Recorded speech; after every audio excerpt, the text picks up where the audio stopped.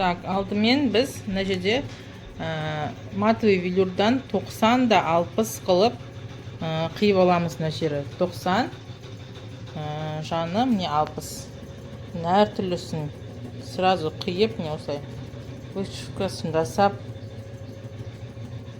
дайындап алдым. Әр түрлі түстерінен осылай матаңызды бірінші қиып дайындап аласыздар, вышивкасын салып. Қазір ары қаратай көрсетемін.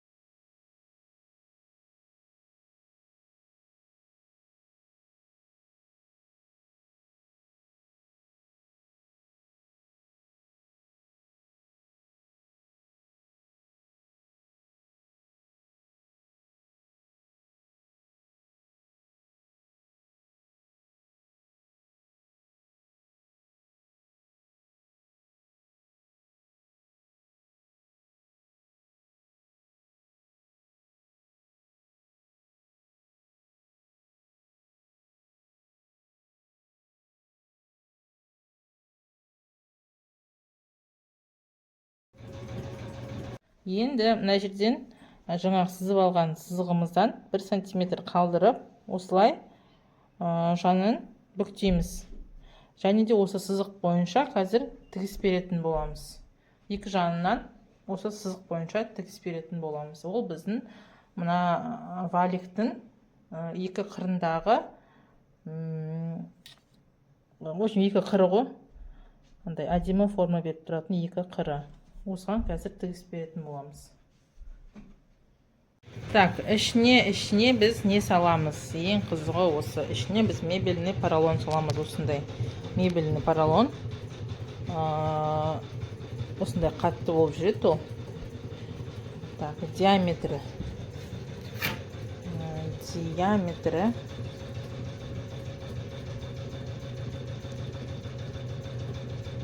где-то 18 сантиметр ғой. Ол осындай ұзын болады, 65 сантиметрлік ұзын болады. Соны 43 сантиметрден бөліп қиып аласыздар. Сонда екі поролоннан 3 осындай валик жастық шығады, қыздар. Өте тиімді. Ішінен осыны салсаңыздар, ішінің формасы осындай әдемі, товарный виді күшті болып тұрады. Мұжық-мұжық емес, арзандық, мұжық-мұжық,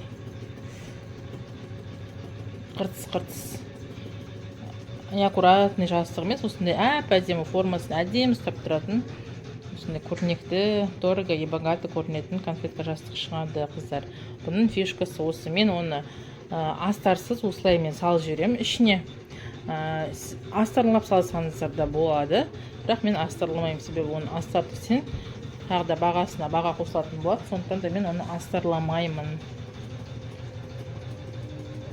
Осы.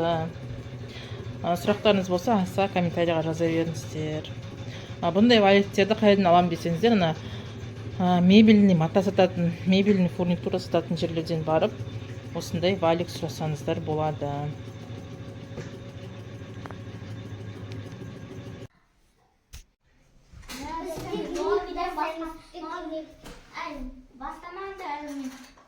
Басқа жей барамыз. Gelimiz var. Ya. O sağınız var ama ne olur?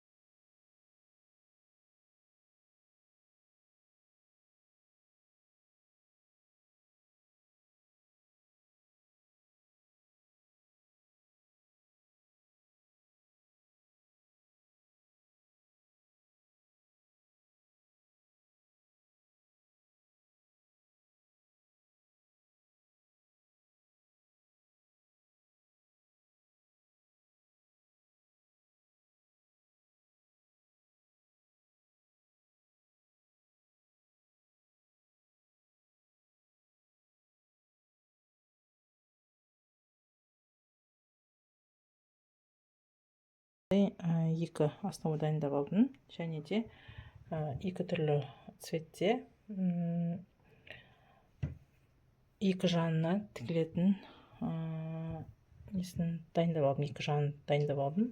Бұл жерде ұзындығы 60 сантиметр и ені 20 сантиметр болады. Қазір барып тігілуін көрсетемін. Қыздар, мен мына жерде жанын негізгі бөлігімен қостық. Енді осы жердегі тігіс мынаны бүйтіп бір қайырамыз да, мына жерден тігіс жіберетін боламыз. Ол не үшін керек? Мына қазір бүйтіп жаны ашылған кезде мына жерінде қырық